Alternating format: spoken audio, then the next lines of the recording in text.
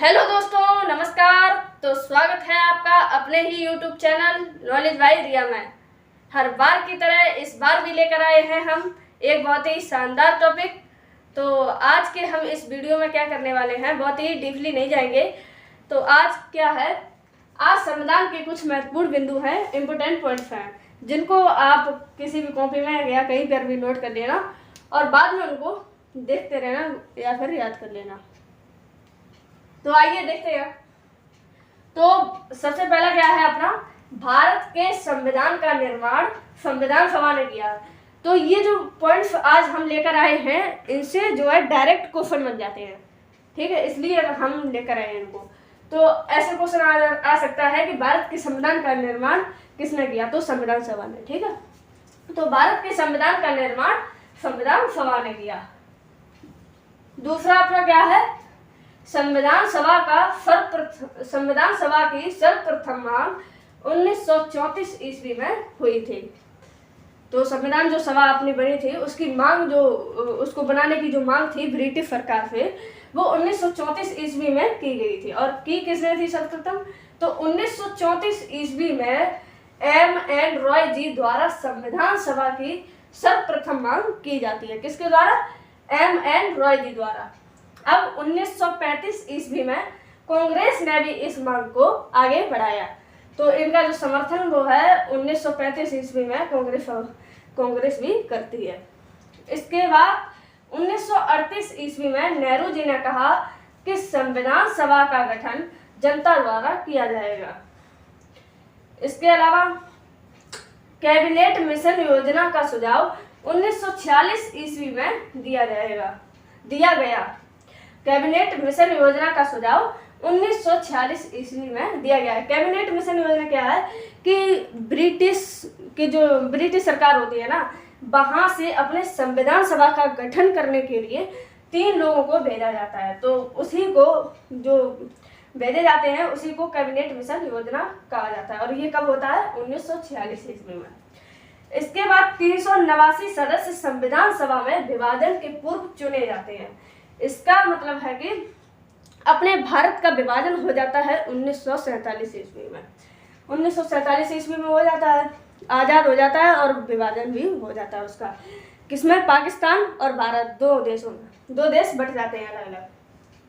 तो अपना पहले तो एक ही संविधान बन रहा था, एक ही संविधान सभा भी थी।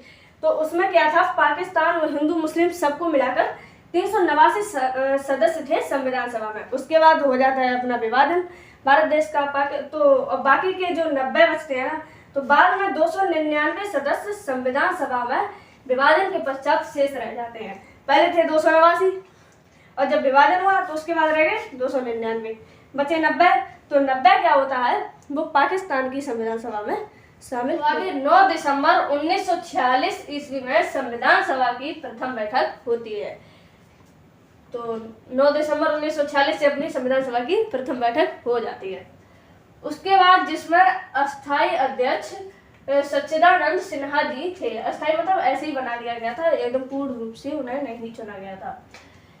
इसके बाद आता है 11 दिसंबर 1946 ईस्वी में संविधान सभा की द्वितीय बैठक होती है, जिसमें स्थायी अध्यक्ष डॉक्टर राजेंद्र प्रसाद जी थे, जो कि अपने प्रथम राष्ट्रपति भी थे। प्रारूप समिति के अध्यक्ष डॉक्टर भीमराव अंबेडकर जी थे, जिन्हें हम लोग संविधान का जनक कहते हैं। अब संविधान बनने में 2 वर्ष 11 माह 18 दिन का समय लग गया था। इतना समय लग गया था अपने संविधान को बनने में, 2 वर्ष 11 माह 18 दिन, याद रख लेना, ठीक है। अब 24 जनवरी 1950 ईस्वी को संविधान सभा की अंतिम बैठक होती है। इसमें सब कुछ डिस्कस हो जाता है, पूरा संविधान कि हाँ ये रखना है, ये नहीं रखना है। और फिर क्या होता है, 26 जनवरी 1950 ईस्वी को संविधान पूरे भारत देश में लागू किया गया था, केवल जम्मू और कश्मीर को छोड़ के, ठीक है। 2 दिन बाद तब इसमें 395 अनुच्छेद, 8 अनुसूचियां तथा 22 भाग थे। जब क्या हुआ था, जब संविधान लागू किया गया था। उसके बाद वर्तमान में लगभग 444 या 448 अनुच्छेद, 12 अनुसूचियां तथा 25 भाग हैं। क्योंकि संविधान में जो है ना, समय के साथ साथ संशोधन होता रहता है। ऐसे जैसे कि मान लीजिए जब संविधान लागू किया गया था तब उसमें जो मतदान का अधिकार था उसकी जो न्यूनतम आयु थी वो 21 वर्ष थी। परंतु अब हमारी सरकार, जब समय बदला तो हमारी सरकार ने सोचा कि अब हमारे जो देश के युवा हैं उन्हें 21 वर्ष से पहले यानी 18 वर्ष में ही उन्हें समझ आ जाता है कि उन्हें किसको अपना सरकार चुनना है, किसको नहीं चुनना है, किसको अपना नेता बनाना है, किसको नहीं बनाना है। इसलिए अब 21 वर्ष से हटाकर अब 18 वर्ष हो गई। ठीक है, तो इस प्रकार से समय के साथ साथ संशोधन होते रहते हैं संविधान में। तो अपनी संविधान सभा ने जो है 60 देशों के संविधान को अध्ययन किया था, उसके बाद ही अपने भारत का संविधान बनाकर तैयार किया। उसमें बहुत सारी अच्छी जो चीज़ थी, अध्ययन करने के बाद जो बहुत सारी अच्छी चीज़ें थी वो उसमें मिलाई और उसके बाद एक बहुत ही बेहतरीन संविधान अपने भारत का तैयार किया। तो अब क्या होता है कि 26 जनवरी 1950 को जब अपना संविधान पूरे देश में लागू किया जाता है तो इस दिन को यादगार बनाने के लिए इसी दिन हम लोग यानी 26 जनवरी को गणतंत्र दिवस के रूप में सेलिब्रेट करते हैं। इसीलिए बहुत सारे बच्चे होते हैं, मतलब उन्हें नहीं पता होता है क्योंकि हमारे स्कूल में बताया ही नहीं जाता है कि हम लोग गणतंत्र दिवस क्यों मनाते हैं। बहुत सारे ऐसे टीचर आते हैं कि एक ही स्पीच देकर चले जाते हैं स्वतंत्रता दिवस को और गणतंत्र दिवस को। हमारे साथियों को बताते ही नहीं है कि हम क्यों गणतंत्र दिवस मनाते हैं। ये बताते हैं कि हमारे कई सारे मतलब महान जो युवा थे, बहुत सारी बलिदानियाँ दी, आज़ाद ऐसे हुआ, वो तो ठीक है, वो तो बताना चाहिए, उन्होंने दिया है, उसके लिए उनको सम्मान है। लेकिन ये भी बताना चाहिए कि हमारे देश में गणतंत्र दिवस क्यों मनाया जाता है और गणतंत्र दिवस होता क्या है। तो गणतंत्र दिवस इसीलिए मनाया जाता है क्योंकि 26 जनवरी 1950 को हमारे पूरे भारत देश में संविधान लागू किया गया था। और गणतंत्र क्या होता है ये मैंने पहले भी बताया था, तो अभी भी बता दे रहे हैं। गणतंत्र का अर्थ होता है लोकतांत्रिक देश, मतलब लोगों के द्वारा चुना गया, जो मतलब देश का सर्वोच्च जो मतलब पद होता है, देश का सर्वोच्च पद आज बता ही देते हैं। देश का सर्वोच्च पद जो होता है यानी अपने देश का सर्वोच्च पद क्या है, राष्ट्रपति जी का है, जिस पर राष्ट्रपति जी बैठे हुए हैं।